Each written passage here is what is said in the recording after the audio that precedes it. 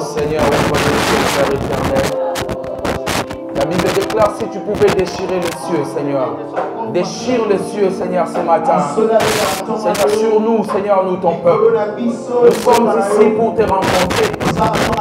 Pour t'entendre, Seigneur. Pas rencontrer un homme, pas entendre un homme.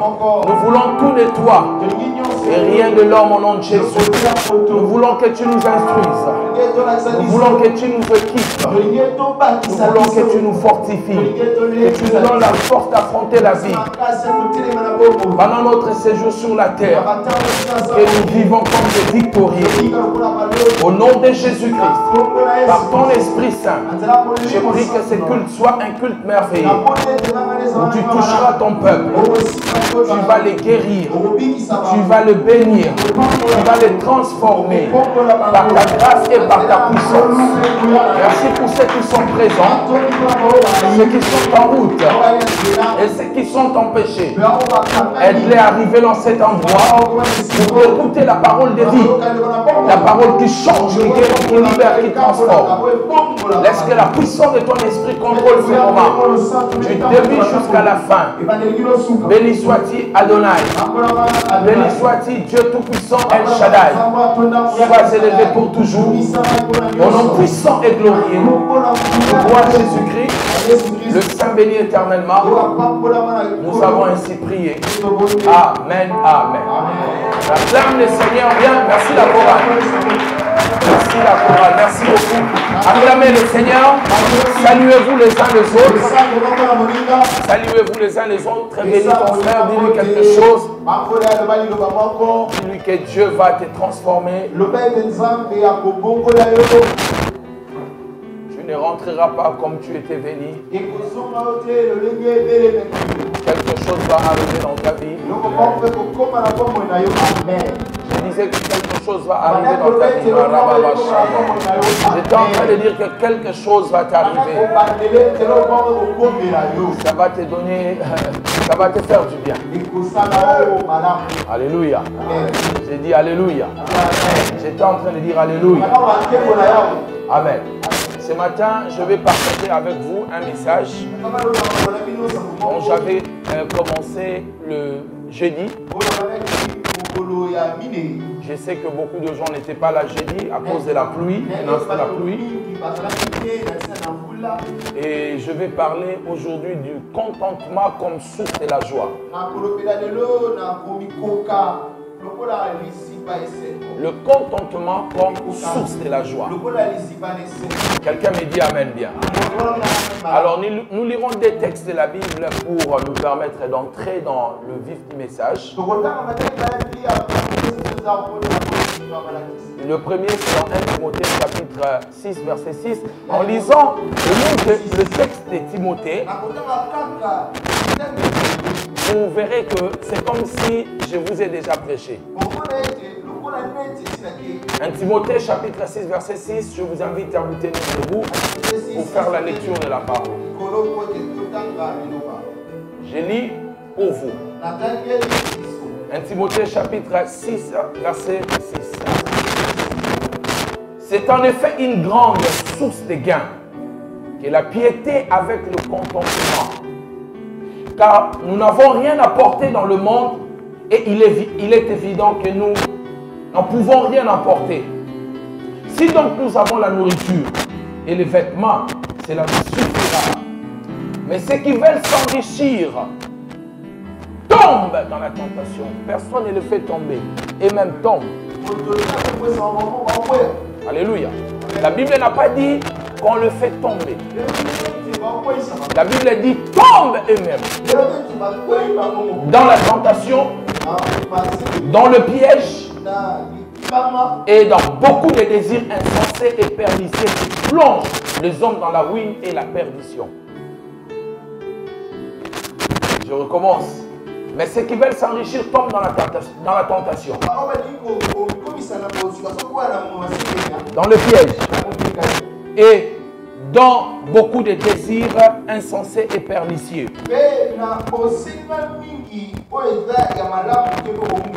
Qui plongent les hommes dans la ruine et dans la perdition. Alors prenons aussi Philippiens.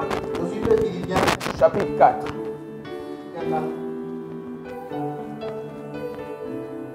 Philippiens, chapitre 4.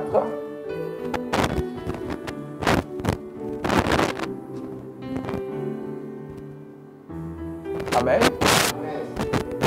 Est-ce que vous avez trouvé? Si vous avez trouvé, dites Amen bien. Verset 4. Je lis pour nous. Réjouissez-vous toujours dans le Seigneur, je le répète, réjouissez-vous. Que votre douceur soit connue de tous les hommes, le Seigneur est proche. Ne vous inquiétez de rien, mais en toutes choses, faites connaître vos besoins à Dieu par des prières et des supplications avec des actions de grâce.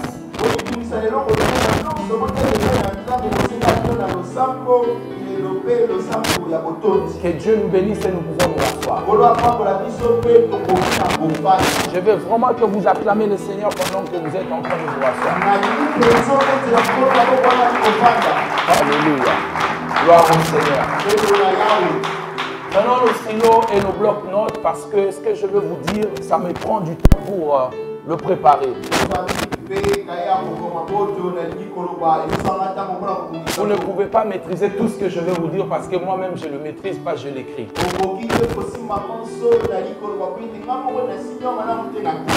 Le contentement comme source de la joie. Le jeudi, j'avais commencé un message sur le fruit de l'esprit. Nous avons commencé le fruit de l'esprit sur la joie. Bien que nous avons déjà enseigné beaucoup de choses sur le fruit de l'esprit. Nous avons parlé de l'amour, de la patience, de toutes ces choses. Et là, nous sommes en train d'étudier, je crois, 4e ou 5e fruit de l'esprit sur la joie. Pourquoi Dieu veut que la joie soit notre fruit, soit le fruit de l'esprit? On peut comprendre lorsqu'on parle de la patience parce que nous sommes très impatients. Pourquoi Dieu insiste? Il établit la joie comme le fruit de l'esprit. Il établit la joie comme une sémence qui a été plantée les jours de notre conversion que nous devons développer dans notre marche avec Dieu.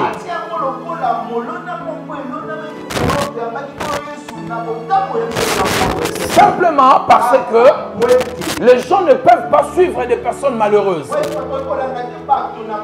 Lorsque vous êtes malheureux, lorsque vous n'êtes pas content, lorsque vous n'êtes pas épanoui, il est difficile que les gens vous suivent. Si vous n'avez jamais remarqué, commencez à faire très attention. Vous verrez que les gens qui ne sont pas joyeux n'ont pas des gens autour d'eux. Ce n'est que les personnes joyeuses qui sont suivies par d'autres personnes. Et Dieu veut que nous ayons ce fruit de l'esprit pour que cela puisse permettre à d'autres personnes de voir notre joie malgré les circonstances, malgré les problèmes, et que ces personnes prennent la décision de suivre Dieu à travers la joie qu'elles voient en nous. N'oubliez pas le fruit de l'esprit. L'un des buts des fruits de l'esprit, c'est pour que Dieu réconcilie le monde par toi. À chaque fois que les autres qui sont de l'autre côté, les païens, nous voient comment nous nous comportons avec le fruit de l'esprit. C'est une forme de pancarte publicitaire que nous montrons aux autres. Nous vivons pour Dieu. Et Dieu utilise cela pour que ces gens, lorsqu'ils seront remarqués, ils vont nous remarquer. Ils vont poser des questions. Comment vous faites pour vivre de telle manière? Ainsi, ils vont suivre notre Dieu. Quelqu'un me dit Amen bien. Un Amen plus fort que ça. Non, je t'entends pas bien. Dis un Amen plus fort que ça. Si tu me dis un Amen 3 fois, je serai content. Gloire au Seigneur. L'ennemi désire toujours de voler notre joie. Il cherche à nous maintenir sous son joug. Des problèmes et des circonstances, afin que nous ne soyons pas des personnes joyeuses. L'ennemi cherche à nous déstabiliser. Il cherche à nous décourager. Je ne sais pas si vous avez remarqué cela.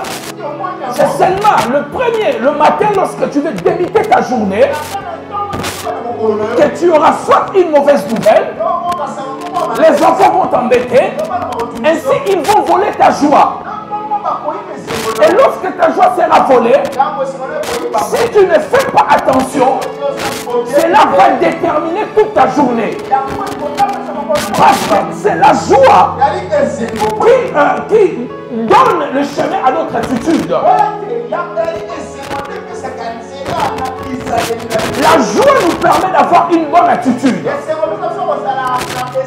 L'attitude nous permet de bien marcher et affronter la journée. Alors, ce que les diables cherchent dans votre vie, ils ne cherchent pas votre voiture, ils ne cherchent pas tes enfants, ni ton travail. Ils cherchent à voler ta joie. Et votre joie sera volée par vos circonstances. Le problème, les circonstances que tu vas vivre dès le matin, lorsqu'il te crée les circonstances, il te crée des problèmes, ça enlève la joie. Et le diable est très content. La chose que vous ne devez jamais perdre tant que chrétien, c'est de ne jamais perdre votre joie. La Bible dit dans Néhémie chapitre 8 verset 10, la joie de l'Éternel, c'est notre force. Notre force dépend de la joie de l'Éternel.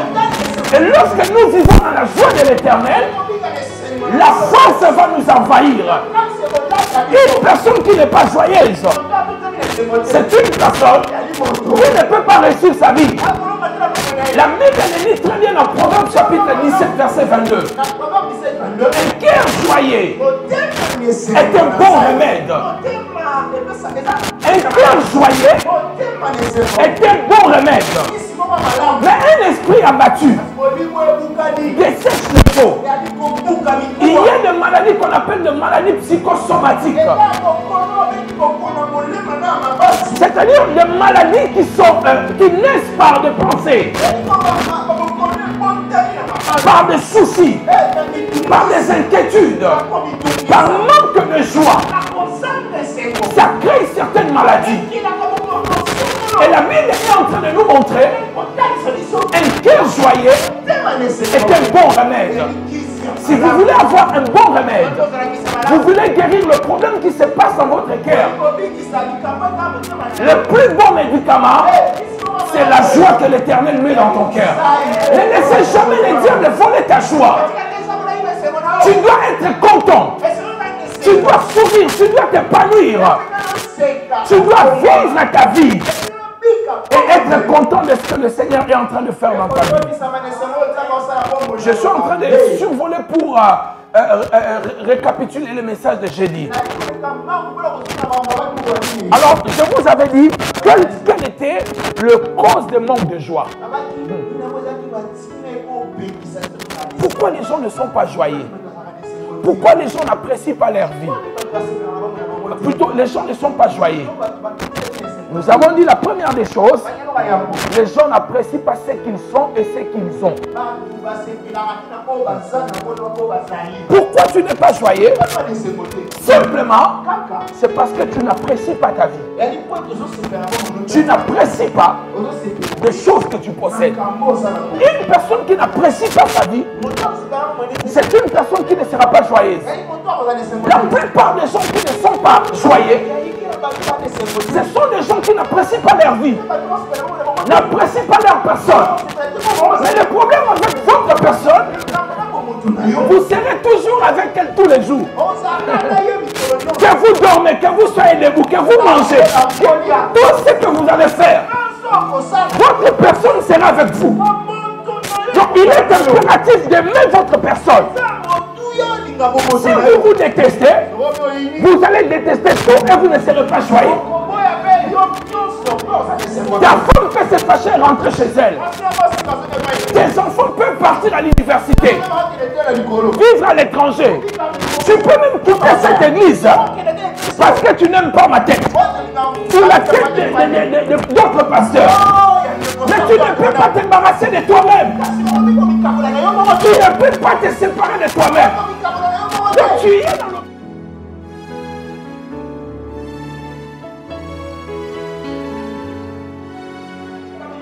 Ils n'apprécient pas leur vie. Et je sais que vous êtes ici, vous êtes d'accord avec moi. Des fois tu te réveilles, tu dis mais quel genre de vie de merde. Qu'est-ce que je suis en train de foutre dans ce pays? Le fait que tu n'apprécies pas ta vie, tu ne peux pas être content. Tu ne peux pas être joyeux. Et tout cela va vous créer des complexes. Voilà pourquoi on cherche à se ressembler avec d'autres personnes. En espérant si je suis comme telle personne, ça va me procurer la joie. Combien de jeunes se coiffent aujourd'hui comme des musiciens? Des grosses barbes comme ça, pantalons comme ça. Alors malgré que tu le fais, tu ne ressembles pas à lui. C'est parce que tu n'apprécies pas ta vie. Tu n'apprécies pas ta vie. Quand on n'apprécie pas ce qui nous sommes, c'est le premier problème de manque de joie dans notre vie. Combien de femmes aujourd'hui payent des grosses fortunes pour qu'on leur fasse les... je ne sais pas comment on appelle ça. Chirurgie esthétique. On doit enlever toutes les parties de leur corps. Et je suivais une émission un jour. Une dame avait un gros nez comme ça, une blanche. Elle a dit qu'elle n'était pas joyeuse, elle n'aimait pas sa vie. Jusqu'au jour où on l'a opérée, elle a dit j'ai retrouvé mon bonheur. Tout à fait. Beaucoup de gens ne sont pas joyeux. N'appréciez pas leur vie. Vous n'appréciez pas. Vous n'appréciez pas votre vie. Quand tu n'apprécies pas ta vie, la joie sera éloignée de toi. Entre toi et la joie, il y aura une frontière. Vous devez apprendre à vous apprécier. N'attendez pas que les autres vous apprécient pour que vous vous appréciez. N'attendez pas que les autres vous fassent des compliments pour que tu te sens dans la joie. Tu dois être dans la joie même quand tu es nu. Même lorsque tu es habillé, tu dois être dans la joie. Parce que la joie que tu auras, ça te donnera une attitude d'assurance et ça va te permettre de parler de Dieu, d'affronter l'avenir. Beaucoup de gens ne se marient pas par manque de joie. Tellement tu es frustré, tu n'aimes pas ta vie. Même quand tu marches, le visage est fermé. Le frère va te parler dès que tu regardes. Elle est en colère. J'attends le jour où elle sera dans la joie, je vais lui parler ou la parler. Alléluia. Dis après moi la joie. Je ne t'entends pas bien, la joie. C'est plus fort que ça, la joie. La joie, elle est importante dans notre vie. Deuxième chose, notre joie ne doit pas dépendre des circonstances et des problèmes que nous rencontrons. L'apôtre Paul, dont nous venons de lire, dans l'épître des Philippiens, l'apôtre Paul est en prison. Il est dans la prison la plus dangereuse. Il est surveillé par les soldats les plus brutaux que le monde n'ait jamais connus. Des gardes prétoriennes. C'était des gardes qui protégeaient le roi. Ce n'était pas n'importe quel garde. Il était en prison sous le froid, enchaîné, ne sachant pas quand est-ce qu'il va sortir de la prison. C'est alors qu'il a commencé à écrire l'épître des Philippiens. L'épître des Philippiens fait partie des épîtres qu'on appelle l'épître de captivité. Dans les lettres de Paul lorsqu'il était en prison. Mais dans cette épître, dans Philippiens, 16 fois, l'apôtre Paul parle de la joie. 16 fois, il est emprisonné. Il a compris que sa joie ne dépendait pas des circonstances. Ne dépend pas des problèmes. La joie, ce n'est pas le fait de rire. La joie est un sentiment de satisfaction. La satisfaction ne veut pas dire la plénitude. La satisfaction, j'aurais voulu avoir, mais je considère ce que j'ai. C'est ça la satisfaction.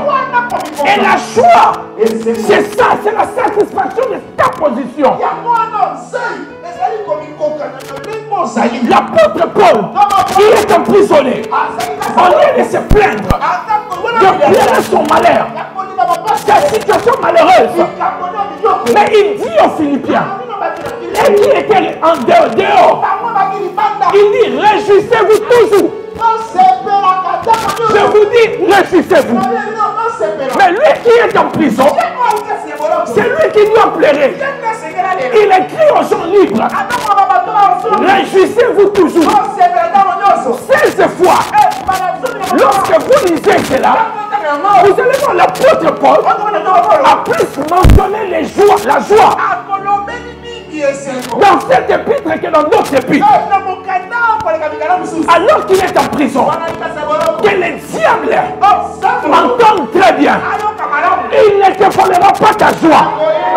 Malgré les circonstances qu'il va créer, le manque de travail, les enfants malades, tout ce qu'il peut créer, dis-lui qu'il ne volera pas ta joie.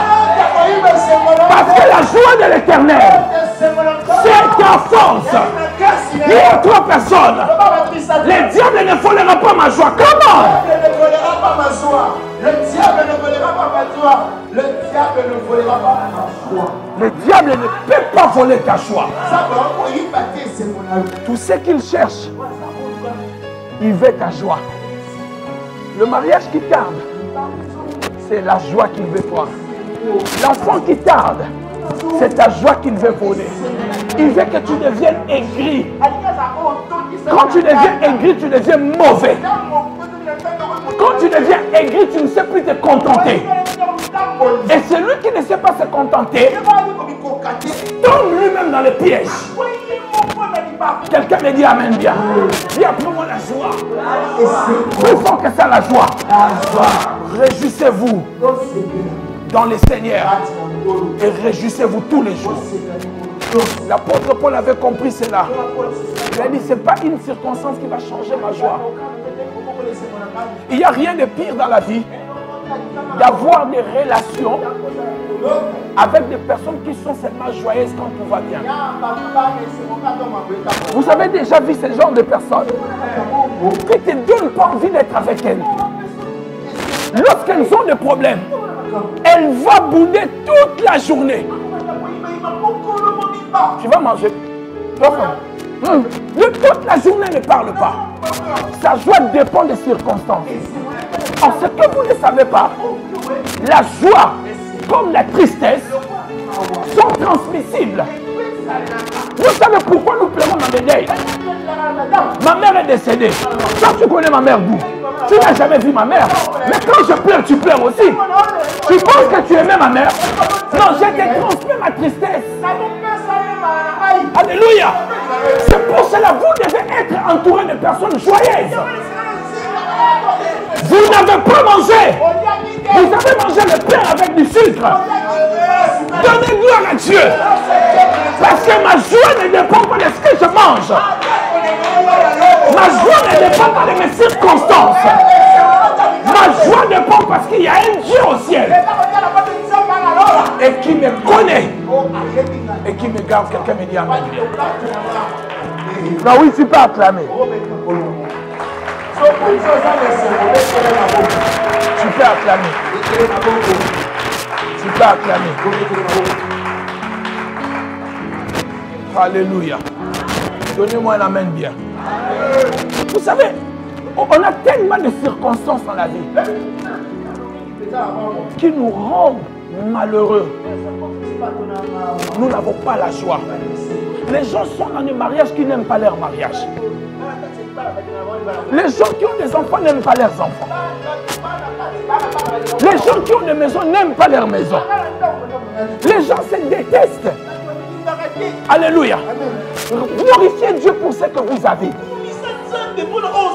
Soyez content de ce que vous avez. Essaye de laisser que ce que tu as. Tu vas voir comment les gens vont le ramasser dans 2 jours. 2 jours, c'est beaucoup dans 2 heures. Je suis fatigué de ces mariages. Quitte ces mariages-là. Tu vas voir avant 1 mois si tu vas trouver encore ta place.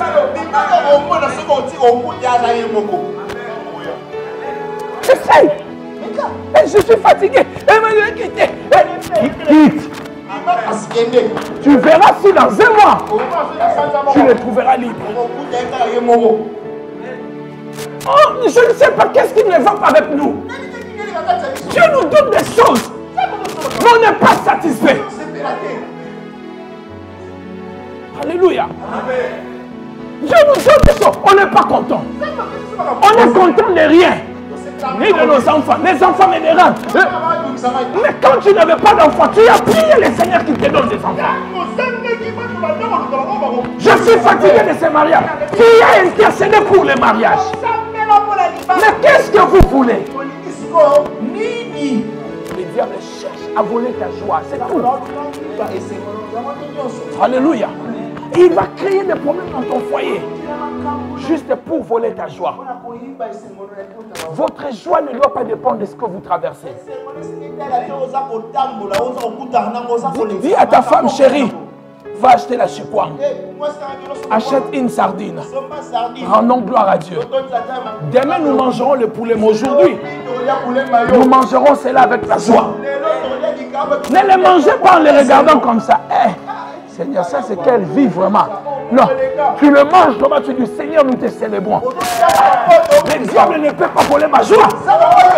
Parce que je mange le pain avec de l'eau sucrée. Parce que je sais que ma joie ne dépend pas de ce que je mange. Mais ma joie dépend de toi, Dieu. Moi, au moins, je mange ceci. Mais il y a des gens qui n'ont pas mangé depuis ce matin. Quelqu'un me dit amen 3 fois comment? Dis après moi la joie. Plus fort que ça, la joie. Considérez chaque jour, mes amis. Vous savez, le diable cherche à vous voler. Est-ce que vous savez que le temps passe vite? J'aime plus laisser la barbe parce que je commence à voir la barbe blanche. Mais je me dis, mais comment je suis devenu vieux aussi rapide? Je suis encore jeune. Alléluia. Donnez-moi la main bien. Le temps passe vite. Ne laissez pas le diable vous voler la joie d'une journée. Tu te réveilles brisé, fatigué. On ligne à l'autre côté. On t'a la moutouté. On sollicite la moutouté. Tu perds le temps. Alléluia. Tu veux te disputer avec ton fiancé, avec ta femme, avec ton... Vous perdez le temps.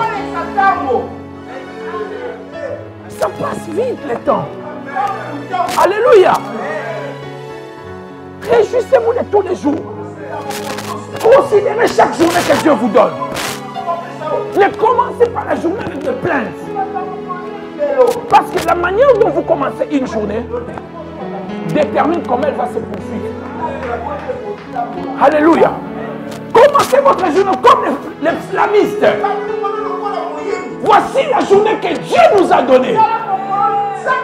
Pour que ça soit une journée. Une journée de joie. Commence ta journée en disant c'est une journée de joie. Mets des cantiques d'adoration, chante chez toi, loue le Seigneur, chante chez toi. Même après avoir mangé un pain avec 3 enfants, glorifiez Dieu. Ne laissez pas le problème vous stresser. Le mari se bat, il rentre à la maison avec 5 000 francs.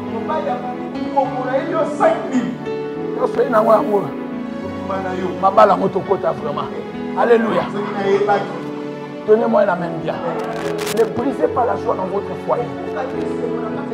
Embrasse ton mari très fort. Serre-le dans tes bras. Dis-lui, chérie, je sais que tu es un grand homme. Tu t'es battu pour nous amener cet argent. Mais nous glorifions Dieu. Demain sera meilleur qu'aujourd'hui. Car la joie de l'Éternel, c'est notre force. Et vous verrez les choses, comment ça va changer dans votre vie. Mais dès lors, le mari rentre avec la joie. Tu coupes la joie. Et la maison devient une maison malheureuse. Une maison qui n'a pas de joie. Et ça va tout détruire et tout chambouler. Parce que vous n'avez pas considéré la journée que Dieu vous a donnée. Quelqu'un me dit amen bien. Parce que je vais vous parler du dernier point de contentement. Le jour passé ne revient plus. Il y a des jours où on a envie de retourner pour la réparer. Il y a des journées où tu as envie de retourner là-bas pour le réparer. C'est déjà passé. Ne perdez pas une journée. Ne débitez pas la journée avec tristesse. Ne dormez pas aussi avec la tristesse. La joie de l'Éternel, c'est ma force.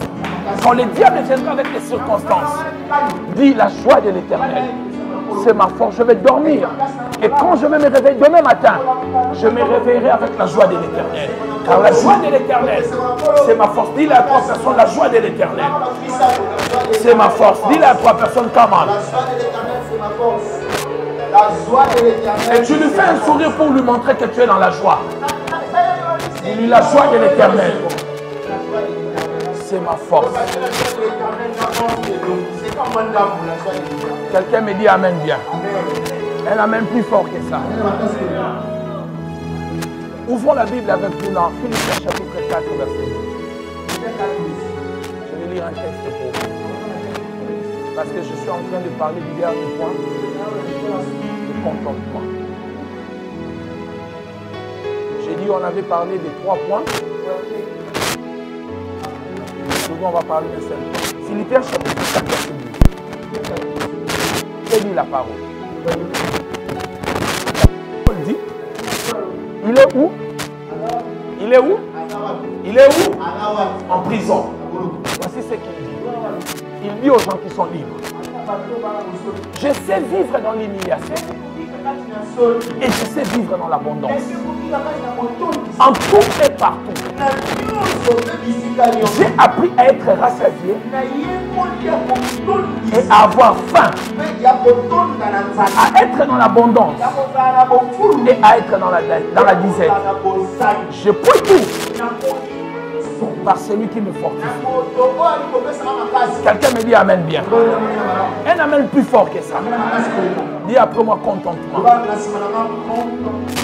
4e point et le dernier point pour aujourd'hui, c'est le contentement. Dis après moi contentement. Dans le mot contentement, vous entendez déjà le mot content. Les gens qui se contentent, ce sont des gens qui sont déjà contents. Et ce mot en grec, c'est autarkeia. Autarkeia veut dire 3 choses. La première des choses, le contentement veut dire parfaite condition de vie sans besoin. Deuxièmement, ça veut dire suffisance en ce qui concerne les nécessités de la vie. Quelqu'un me dit amen bien. Troisièmement, le contentement en grec veut dire esprit content malgré son sort, malgré sa situation. L'esprit content malgré la situation. Dis après moi le contentement. Le contentement, ce n'est pas que je tout. Le contentement, ça veut dire je manque tout. Mais ma joie dépend de ce que j'ai déjà. C'est ça les personnes qui savent se contenter. Beaucoup d'entre nous ne savons pas nous contenter.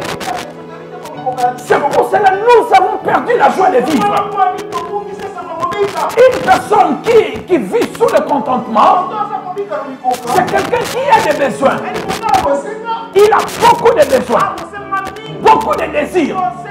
Mais il est satisfait de ce qu'il a, de ce qu'il obtient déjà. C'est ça le contentement. On a envie de manger la viande. On a envie de manger le poulet. Mais tout ce que nous pouvons manger ce jour-là, tout ce que nous avons dans la maison, nous pouvons que manger des légumes sans huile. Mais lorsqu'on mange, on est content et on se contente. On glorifie le Seigneur. C'est ça le contentement. Le contentement ne veut pas dire... Je vais d'abord vous dire quelque chose avant de clôturer. Le contentement ne veut pas dire manquer d'ambition. Parce que je perds que quand je vais parler du contentement, que les gens disent, oh, il ne faut pas rêver. Le pasteur a déjà dit le contentement. Même si je ne suis pas marié, je me contente. Je ne fais rien pour me marier. Je n'ai pas d'argent, je ne travaille pas. Le pasteur a dit, je dois me contenter. Le contentement ne veut pas dire manque d'ambition. Le contentement ne veut pas dire que tu ne dois pas te faire belle pour séduire un homme. Le contentement ne veut pas dire que je ne dois pas travailler mon rêve. Le contentement veut dire j'ai des ambitions, je serai grand, mais avant que j'arrive là, si je dors sur une natte, je ne me dérange pas, mais j'ai des ambitions, mais je considère ma situation présente. J'ai un rêve, j'ai un objectif, mais je ne me tue pas parce que je ne suis pas encore arrivé là-bas. Je me vois grand en 10 ans, mais aujourd'hui, je dors encore à l'église. Je ne me plains pas. Je ne me plains pas. Je me contente de ce que j'ai encore. Mais cela n'enlève en rien mon objectif de la grandeur. Lorsque tu commences à vivre comme cela, le diable ne va plus te détruire. Il ne viendra plus voler ta joie. Il ne te dira pas jusqu'à quand tu vas habiter à l'église. Il ne va pas te dire jusqu'à quand tu vas habiter chez tes parents. Parce que tu sais, là où je suis, ce n'est pas ma destination. C'est juste un point de départ. On ne couronne pas quelqu'un au point de départ. On couronne quelqu'un au point d'arrivée. Laissez-moi d'abord au point de départ. Mais quand je vais arriver, c'est en ce moment-là que vous allez me juger. Dis après moi le contentement. Plus fort que ça, le contentement. Suffisance. Considération de ce que j'ai par rapport à ce que je n'ai pas. Considération. Être content par rapport à ce que j'ai, non par rapport à ce que je n'ai pas. Pourquoi beaucoup de gens ont perdu la joie? Ne sont pas joyeux. Ils ne considèrent jamais ce qu'ils ont, mais ils considèrent ce qu'ils manquent. Est-ce que je suis en train de parler à quelqu'un? Tel que vous êtes là, vous savez pourquoi vous n'êtes pas joyeux? Parce que vous regardez plus les choses que vous manquez. Voilà pourquoi vous ne donnez même pas à Dieu des actions de grâce. Parce que vous ne considérez pas même le souffle de vie qu'il vous donne. Allez à l'hôpital, tu vas comprendre que le souffle de vie est important.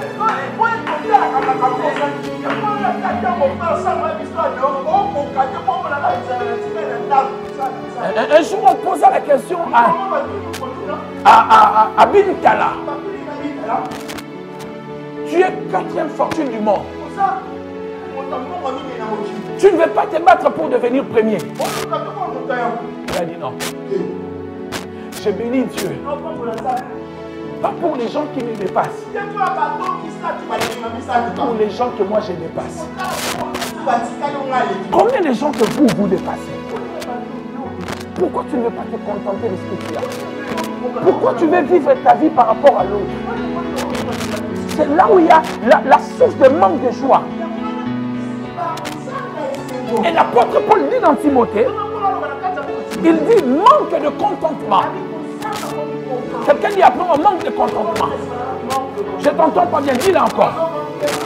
Aide-moi à le dire très bien s'il vous plaît. Il dit ceci. C'est en effet une grande source de gain. Une grande source de gain. La piété et le contentement. La personne qui sait se contenter, il a une grande récompense. Et c'est une personne qui valorise Dieu. Les gens qui ne se contentent pas, ce sont des gens qui ne valorisent pas Dieu. Le Dieu qui t'a donné ce que tu as, mais tu veux lui dire ça ne suffit pas. Tu ne le valorises pas. Et il dit si tu sais te contenter, c'est une source de gain. Maintenant écoutez, il dit ceci, car nous n'avons rien apporté. Aïe, aïe, aïe. Dans le monde, quand tu es né, qu'est-ce que tu as apporté? Et quand tu partiras, qu'est-ce que tu emporteras? Pourquoi tu ne veux pas te contenter? Attention! Ne dis pas, ne construis plus ta maison. Parce que le pasteur a dit contentement. Les enfants vont dormir. C'est pas ce que je dis. Le contentement, je considère ce que j'ai présentement. Je ne vais pas aller au-delà de ce que j'ai. Les gens qui n'ont voulu jamais considérer le contentement. Écoutez ce que l'apôtre Paul dit. Il dit ceci. Si donc nous avons déjà la nourriture et le vêtement, cela nous suffira. Donnez-moi un amen. Si déjà nous avons des vêtements, nous avons mangé, nous pouvons dormir tranquillement, cela nous suffit. Acceptez le contentement, mes chers amis. Ne brisez pas votre vie. Je parlais avec maman pasteur. Il était en train de me parler d'un garçon qui lui faisait la confession de l'homosexualité dans le milieu de la restauration. Combien de jeunes dans ce pays sont devenus des homosexuels? Pour combien? 100 $. Ou un parfum. Ou un basket de Nike. Parce qu'ils n'ont pas voulu se contenter. Combien de filles ont vendu leur virginité? Parce qu'ils voulaient un téléphone Samsung. Tu n'as pas voulu te considérer avec les petits là où il n'y a pas de...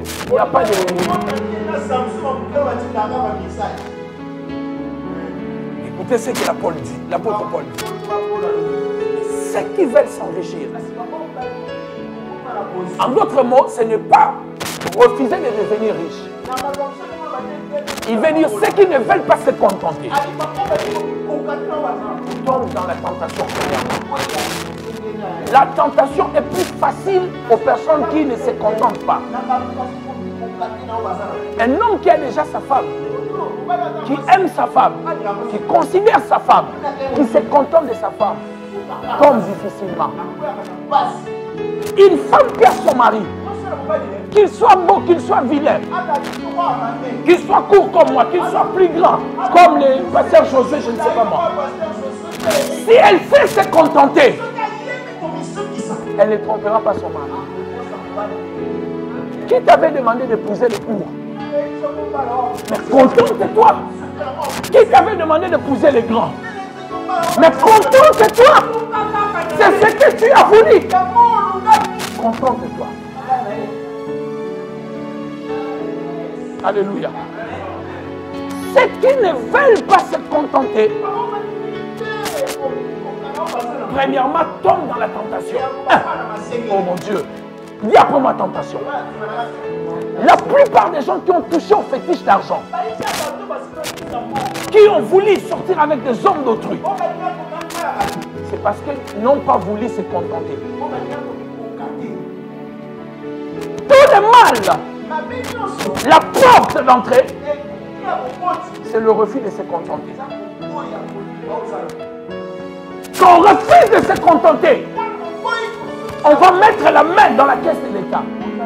Quand on refuse de se contenter, on va autre. Contente-toi de ce que tu as. Considère ce que tu as. Valorise ce que tu as. Tu vois une femme dehors avec des cabellos, mince, comme je ne sais pas moi, Angelina Jolie, des talons jusque là. Au lieu d'aller suivre cette femme-là, prends ton argent. Dis chérie, on va commencer à courir. Je veux que tu maigrisses. Achète des cabellos. Fais de cette femme, au lieu de prendre cet argent, d'aller donner encore là-bas.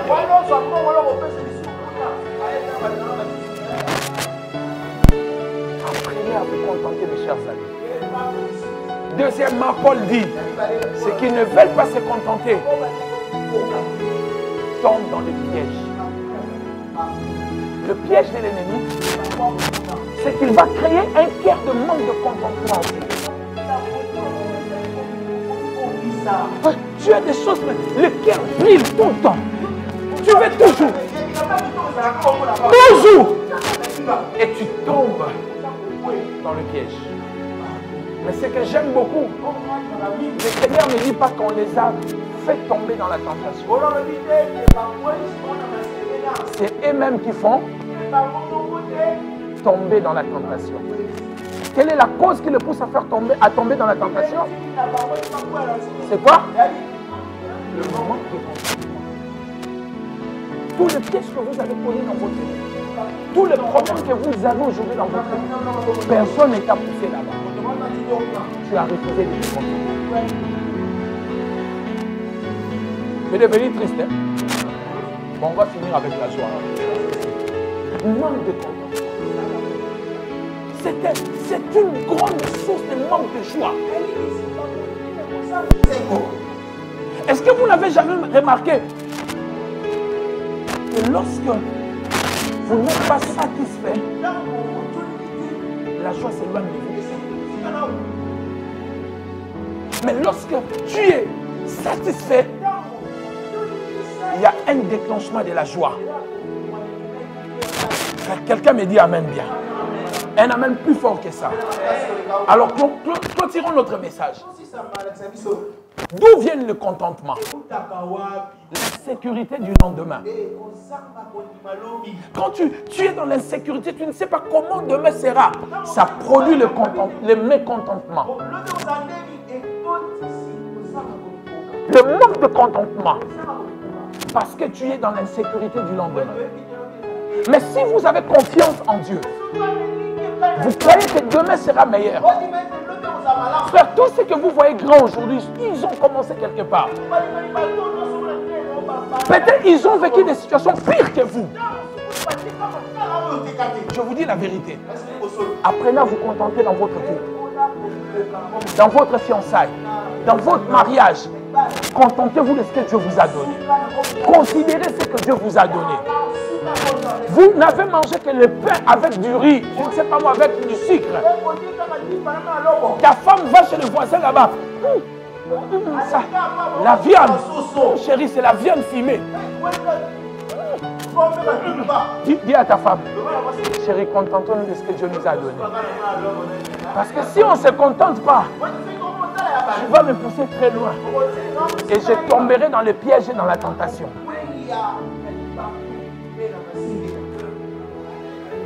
Vous n'acclamez même pas. Je ne prêche pas bien. Alléluia. Contentez-vous. Considérez ce que Dieu vous a donné. Valorisez cela. N'enviez pas.